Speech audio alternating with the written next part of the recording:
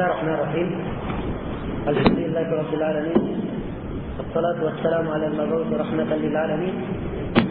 Nabiyina Muhammad wa ala alihi wa sahbihi man tabi'ahum bi ihsan ila yaumiddin, amma ba'd. Kata Imam Al-Barbahari rahimahullahu taala di poin yang ke-8, Anzur rahimakallah, كل من سمعت كلامه من أهل زمانك خاصة فلا تعجلن ولا تدخلن في شيء منه حتى تسأل وتنظر هل تكلم به أصحاب رسول الله صلى الله عليه وسلم أو أحد من العلماء. فإن وجدت فيه أثرا عنهم فتمسك به ولا تجاوز بشيء ولا تختار عليه شيئا فتسقط في النار. Tetapi rahimahullah, lihatlah, mudah-mudahan Allah merahmatimu. Lihatlah, mudah-mudahan Allah merahmatimu. Semua yang kamu dengar ucapannya dari penduduk zaman secara khusus, jangan engkau tergesa-gesa dan jangan engkau masuk di dalam sesuatu apapun darinya hatta tas'al wa tanzur, sampai engkau bertanya dan melihat. Hal takallama bihi ashab Rasulullah sallallahu alaihi wasallam, apakah para sahabat Rasulullah sallallahu alaihi wasallam berbicara tentangnya, atau ahadun minal ulama, atau salah seorang dari para ulama.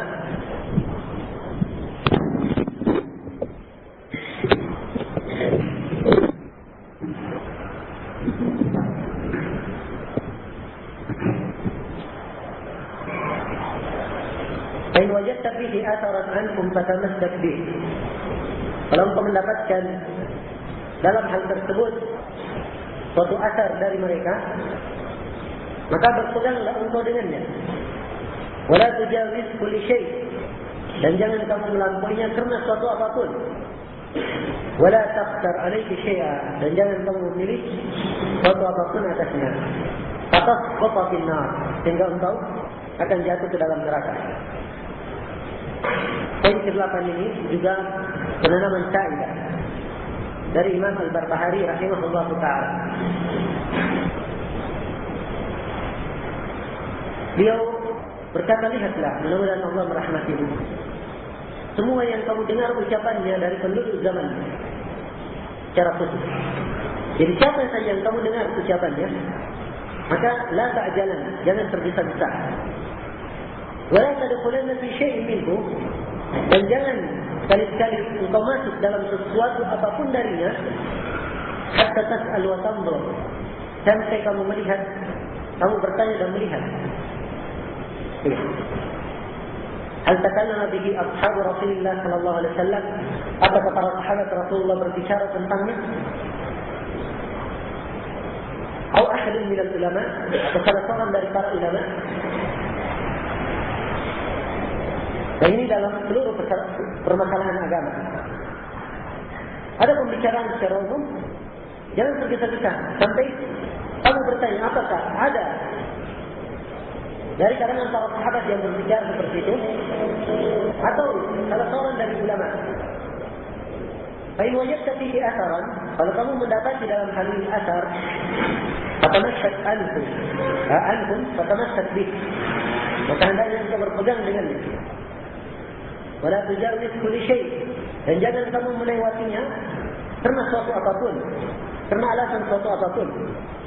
Wala takhtar alaihi syai'a, dan jangan kamu punya alternatif lain di atasnya. Fatasqata fin nar, sehingga engkau jatuh di dalam neraka. Baik, di sini bahwa seorang muslim itu harus senantiasa komitmen di atas tuntunan. Ukurannya, apakah ada di kalangan para sahabat yang berbicara tentangnya, atau ada di kalangan para ulama. Kalau tidak dikenal hal tersebut di kalangan para sahabat dan juga para ulama tidak berbicara tentangnya, Berarti ini masalah adalah masalah yang tidak patut untuk diikuti. Karena itu, umat ini kebaikannya apabila diikat dengan para ulama. Rasulullah SAW bersabda, al-barakah ma'a kabirikum. Berkah itu bersama orang-orang besar di antara kalian.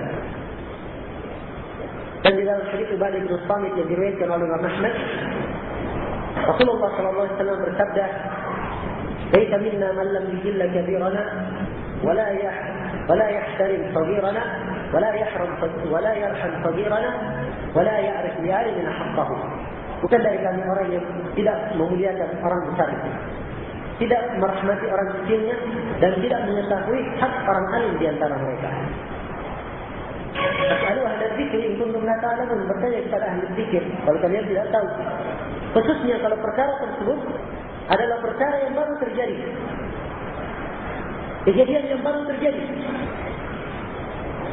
sifatnya nawazil, suatu kejadian yang baru menimpa kaum muslimin, belum ada sebelumnya. Maka sifatnya seperti ini tidak ada yang memberi fatwa kecuali ulama yang rasih dalam ilmu. Ya. Dia bagaimana? Ketika muncul bid'ah pertama di Basrah,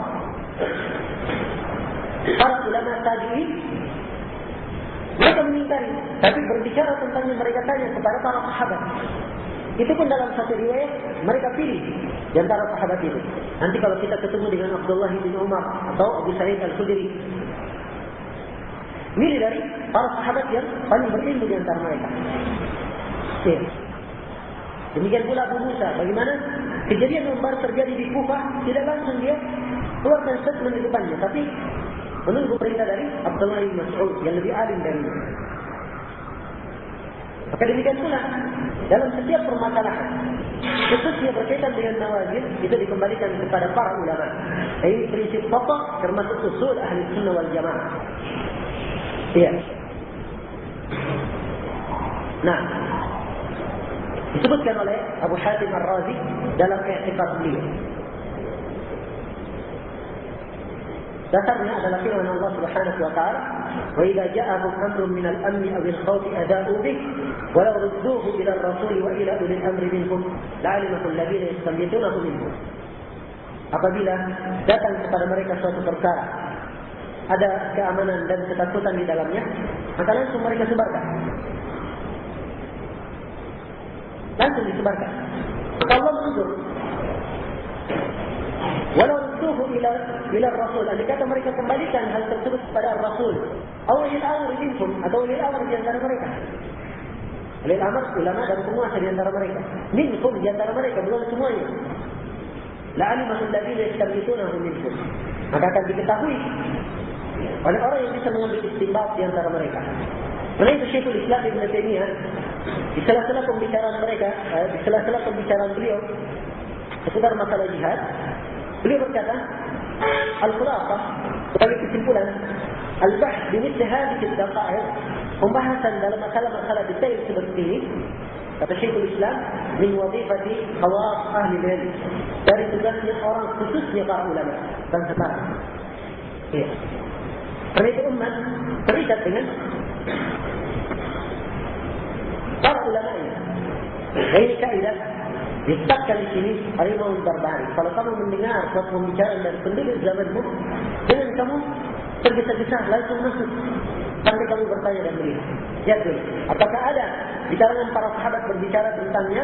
Apakah ada di kalangan para ulama yang berbicara tentangnya? Kalau kamu dapatkan, berpeganglah kamu dengannya dan kamu jangan lewati karena suatu apapun sehingga menyebabkan kamu jatuh di dalam neraka. Maksudnya hal ini akan menyebabkan kamu celaka. Wallahu musta'an. Baik. Kemudian kata beliau rahimahullah dalam poin yang 9, wa'ala anna al-khuruj min at-tariq ala wajhayn. Ketahuilah bahwa sesungguhnya keluar dari jalan itu dari dua sisi, atau di atas dua sisi. Orang yang keluar dari jalan, dari as-siratul mustaqim, dari jalan yang lurus dan menyelisih sunnah, itu punya dua keadaan. Ada wajah ini. Ada dua keadaan. ahaduhuma, adapun yang pertama, rajulun qad zalla 'anil tariq, adalah seorang lelaki yang telah tergelincir dari jalan. Wa huwa la yuridu illa al-khaira, dan dia tidak menginginkan kecuali kebaikan. Fala yuqtada bi zallatihi, maka yang seperti ini tidak boleh diikuti ketergelincirannya. Bainahu harif, sungguhnya dia ini binasa. Wa akhar, ini keadaan yang pertama. Keadaan yang kedua, kata beliau, wa akhar, daya lainnya, keadaan yang lain, seseorang anad al-haqqa, dia menentang kebenaran. Wa khalaqa man kana qablahu min al-muttaqin, dan dia menyelisihi orang-orang sebelumnya dari orang yang bertakwa. Bahwa dhalun mudillun, maka seperti dia adalah sesat lagi menyesatkan. Syaitanun muridun fi hadhihi ummah, adalah syaitan yang menginginkan kejelekan pada umat ini. Haqiqan ala man ya'rifuhu, sangatlah pantas bagi siapa yang mengenalnya, ayuhadzir an-nas minhu, untuk mentahdir manusia darinya. Wa yubayyin lin-nasi qissatahu, dan menjelaskan pada manusia kisahnya. Bi alla yaqa'a ahadun fi bid'atihi fayahlak, jangan sampai ada seorang yang jatuh dalam bid'ahnya sehingga ia pun binasa. Nah, di sini Imam Al-Barbahari merinci orang-orang yang tergelincir dari jalan, orang-orang yang keluar dari jalan, menyelisihi jalan yang lurus. Beliau bagi menjadi dua. Yang pertama, ada orang yang tergelincir dari jalan dan dia menghendaki kebaikan, ingin yang baik, tergelincir dari jalan, tapi dia menghendaki kebaikan. Hukumnya apa? Kata beliau, yang seperti ini la yuqtada bi zallati, tidak diikuti ketergelincirannya. Bainahu hadis, dia ini binasa. Ini kalimat hukumnya, dia ini binasa, ini butuh dirinci. Butuh dirinci. Kalau dia tergelincir dari jalan dan dia menghendaki kebaikan, dan dia tahu dia tergelincir, dia tahu, maka hukumnya seperti yang disebut oleh beliau, bahwa dia ini tidak diikuti, hukumnya dia ini binasa. Kan? Sebab dia tahu dirinya tergelincir dan tetap jalan, walaupun dia hendaki kebaikan. Ini artinya sengaja melakukannya. Kalau sengaja, maka ini hukumnya hal. Tapi kalau tidak sengaja, orang ijtihad, maka hukumnya terlalu keras kalau dikatakan hal. Nah, hukumnya paling tinggi dikatakan dia ini bersalah. Bukti dikatakan bersalah. Iya. Itu rincian dari beberapa masyaikh mengomentari kalimat Imam Al-Barbahari di sini. Syekh Abdullah Ar-Rajili beliau bagi seperti itu. Kalau dia sengaja, maka hukumnya harus dia. Kalau dia sengaja, walaupun menghendaki kebaikan. Kalau dia sengaja, maka hukumnya dia ini bersalah. Nah, dia hukumnya bersalah. Dan Syekh Yahya, dia mengatakan ini paling tinggi, dikatakan dia ini mukhti, bersalah dalam seperti itu. Ala kulli hal, di sini butuh dirinci. Seperti rincian yang kita sebutkan tadi, orang tergelincir dari jalan, dia kehendaki baik. Kalau dia sengaja memang tahu dirinya salah, kemudian dia lakukan, maka yang seperti ini hukumnya adalah binasa.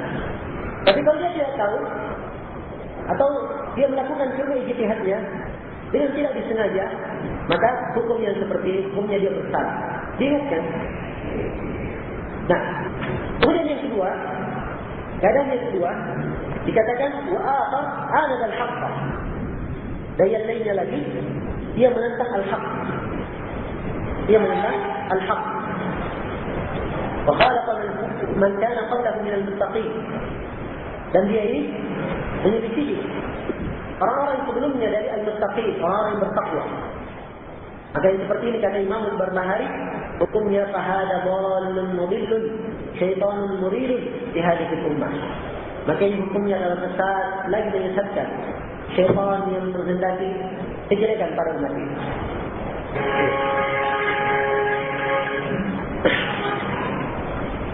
Nah, baik, sini kalimat orang yang menentang al-haq dan menyelisih sebelumnya dari al-mustaqim, hukumnya adalah sesat dan menyesatkan, syaitan yang menginginkan kejelekan pada umat. Kata Syekh Abdullah Ar-Rajili ketika menjelaskan ini, Yang maknanya bahawa butuh dilihat penyelidikannya. Kalau penyelidikannya sedikit, kadang tidak sampai ke hukum ini. Dikatakan sesat menyesatkan syaitan murid. Nah, tapi kalau memang dia sengaja anad al-haqqa dan meninggalkan kebenaran dari hawa nafsunya, bukan dari ijtihadnya, dan kesalahannya adalah kesalahan yang besar, akan seperti yang dikatakan Syekh dhalun mudillun, sesat dan menyesatkan syaitan murid, syaitan yang menghendaki kejelekan pada umat kita. Nah, maka ini rincian orang-orang yang tergelincir dari jalan. InsyaAllah ta'ala kita akan lebih merinci lagi fawaid dalam masalah ini. Kemudian di sini dia berkata, haqiqun ala man ya'rifuhu ayuhadzir an-nas minhu. Sangatlah pantas bagi siapa yang mengetahuinya, mengenalnya, supaya mentahdir manusia darinya. Wa yubayyina lin-nasi qissatahu, dan menjelaskan pada manusia kisahnya. Keadaan orang ini sebenarnya bagaimana? Li'alla yaqa'a ahadun fi bid'atihi, jangan sampai ada seorang yang jatuh dalam bid'ahnya, ayahlah, lalu dia pun akan binasa. Ini diambil dari suatu asar. Sama dengannya asar dari Qatadah Ibn Di'amah rahimahullah ta'ala. Disebutkan oleh Al-Lalakai dalam Syarh Ushul I'tiqad Ahli Sunnah wal Jamaah riwayat ini, dan juga disebutkan oleh Imam Az-Zahabi rahimahullah ta'ala dalam Syiar Alamin Nubala, di dalam biografi Amr bin Uqail. Ketika Asim Al-Ahwal berada di sisi Qatadah, Asim Al-Ahwal murid Qatadah, maka disebutlah nama Amr bin Uqail. Amr bin Uqail ini tokoh Mu'tazilah. Maka Qatadah pun langsung mengkritik dan mencercai. Maka Asim Al-Ahwal berkata, kenapa saya melihat sebagian ulama mencerca sebagian yang lain? Maka kata Qatadah, ya Ahwal, kamu Ahwal, ala tadri, tidakkah kamu tahu, inna ar-rajula idza btada'a bid'atan, sungguhnya seorang lelaki kalau dia sudah berbuat bid'ah, la budda, maka dia harus, yang mananya, maka dia harus untuk ditahdir supaya manusia tahu siapa dia. Nah, ini yang disebut di sini oleh Imam Al-Barbahari rahimahullah ta'ala, semakna dengan ini. Haqiqun ala man ya'rifu, sangat hak, pantas bagi siapa yang kenal orang seperti ini, menentang al-haq, dia dan memiliki sebelumnya orang bertakwa untuk tahdir manusia darinya dan menjelaskan kepada manusia keadaannya, supaya jangan terjadi seorang yang jatuh ke dalam bid'ahnya lalu dia pun binasa. Tidak. Nah, dari poin ini kita diharuskan untuk menjelaskan beberapa perkara yang berkaitan dengan masalah dhawabit dan qawaid dalam masalah hukum seorang itu bukan salafi, dia mubtadi', atau di dalam masalah tahdir. Ini perkara yang butuh dirinci. Sebab banyak orang di zaman ini berbicara tentang masalah tahdir dan mentahdir salafi, dan dia sendiri tidak paham bagaimana kaidah-kaidah tahdir dan kapan seorang ini ditahdir. Nah, karena itu salafiyun betul tahu tentang bagaimana sebenarnya para ulama menjelaskan tentang hal ini.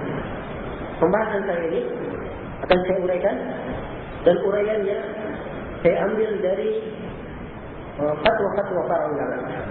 Apakah itu yang saya tanyakan langsung ke Syekh Mukbil rahimahullah ta'ala, atau saya tanyakan langsung ke Syekh Rabi', atau saya baca dari fatwa secara tertulis. Ada fatwa dari Syekh Ibrahim Al-Ruhaili tentang judulnya An-Nasihah. Nasihat. Kemudian ada juga fatwa dari Syekh Rabi' tentang masalah iqamatul hujjah. Apakah seorang itu sebelum ditahdir harus diiqamatul hujjah dahulu? Kemudian juga ada nasihat di sini dari Syekh Rabi' ditranslate dari kaset tentang nasihat beliau terhadap orang yang terlalu gampang menghajar orang lain. Nah, saya akan terangkan insyaAllah ta'ala dalam bentuk Rabi' supaya mudah dipahami. Baik, pertama dari dasar-dasar dalam masalah ini, jadi kita ketahui dulu bahwa seseorang itu di dalam dakwah, di dalam mendakwai manusia, itu ada dua jalan. Ada dua jalan syar'i yang ditunjukkan oleh nusus dari Al-Quran dan Sunnah Rasulullah SAW. Kadang memakai maslak ta'lif dan targhib. Ia ingin melembutkan hatinya dan memberikan keutamaan supaya orang ini mengenal sunnah. Dan kadang dia memakai jalan hajar dan meninggalkannya. Kadang itu cara ini. Nah, ini dua masalah yang ditempuh. Ada yang dipakai, ada orang bersalah misalnya, yang dipakai tidak ditinggalkan, tapi dinasihati. Ada yang dipakai adalah dengan cara meninggalkannya. Cara ini, cara ini. Dan ini dua perkara ditunjukkan oleh nusus, oleh makhluk. Sedemikian pula seorang di dalam menasihati, kadang dengan lemah lembut, kadang dengan besar. Ya, walaupun asalnya dengan lemah lembut. Nah, makanya dua masalah syar'i yang di dalam syariah. Dan hajar itu tergantung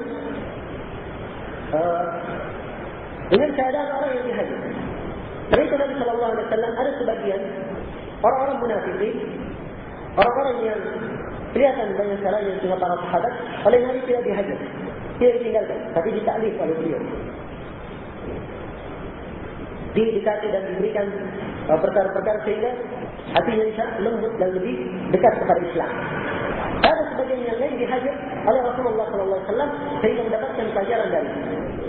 Maka ini dua masalah yang syar'i tunjukkan oleh Imam. Siapa yang mengatakan pakai sistem taklif saja, kita satukan saja, nasihati saja tanpa ada hajar, ini salah. Dan siapa yang mengatakan hajar saja, tidak ada taklif, ini juga salah. Nah, ini dua masalah syar'i di dalam masalah ini. Kemudian yang kedua,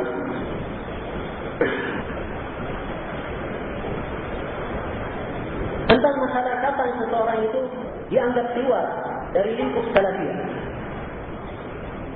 Kapan dikatakan dia keluar dari lingkup salafiyah? Imam Syafi'i dalam Al-I'tisam menyebutkan kaidah dalam masalah ini. Kata beliau maknanya, orang dikatakan keluar dari lingkup jalan yang lurus, atau kita bahasakan dari lingkup salafiyah, itu dengan dua perkara. Yang pertama, dia memiliki pokok usul ahli sunnah. Dia memiliki suatu dasar prinsip dari prinsip ahli sunnah. Misalnya, orang mengatakan Al-Quran itu makhluk. Al-Quran firman Allah bukan makhluk. Bagaimana kita akan terangkan? Orang mengatakan Al-Quran itu makhluk, ini dikafirkan oleh 500 orang ulama. Kata Ibn Al-Qayyim dalam dunianya, laqad taqallala fi kufrihi 50 fi 10 min al-ulama fi al-buldan walla laka'i al-imam haka ankum bal qad haka qabla al-Tabarani. Telah sepakat di dalam mengkafirkan Jahmiyah 50 kali 10 dari para ulama di berbagai negeri. 50 kali 10 berapa? 500. Nukilan dari 500 orang ini dinukil oleh Imam Al-Lalakai. Dinukil oleh Imam Al-Lalakai dalam kitabnya. Dan sebelumnya Imam Al-Tabarani juga menukil.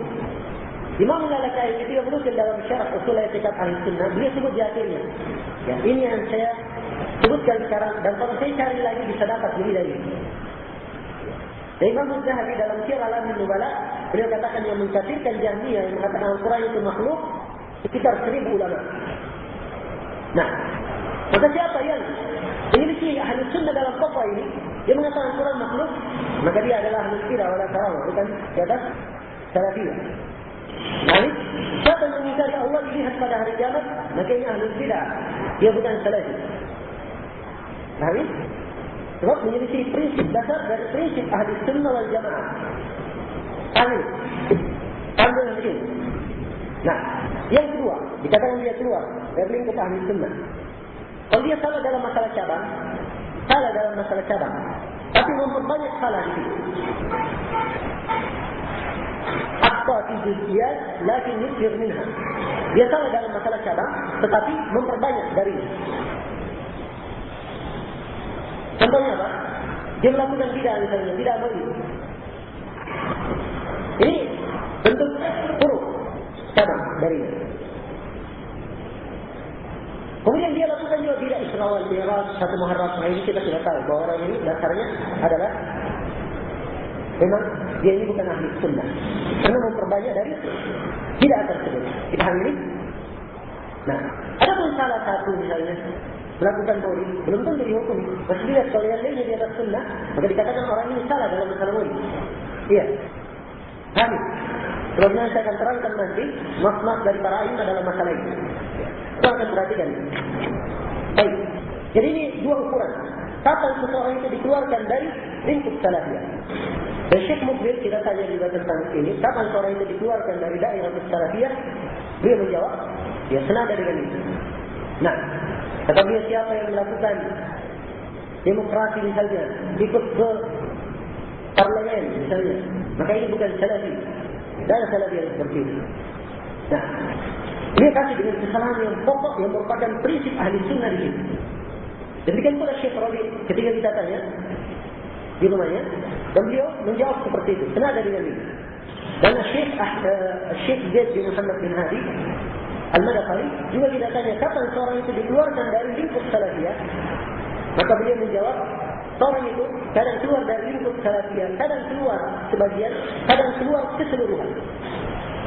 Ini sebagai poin tambahan dari beliau. Kadang keluar sebagian, kadang keluar keseluruhan. Nah, sesuai dengan bentuk kesalahannya. Ya. Tapi apa yang disebut oleh Imam Syafi'i tadi itu adalah perkara yang sedang, ya. Dan kita sampaikan tadi dan didukung dengan fatwa para masyayikh yang kita sebutkan tadi. Nah, baik. Kemudian di antara dawabit dalam masalah ini yang perlu saya ingatkan, harus dibedakan antara orang yang salah dalam pokok manhaj dan orang yang salah dalam penerapan. Harus dibedakan ini. Antara orang yang salah dalam pokok manhaj dan orang yang salah dalam penerapan.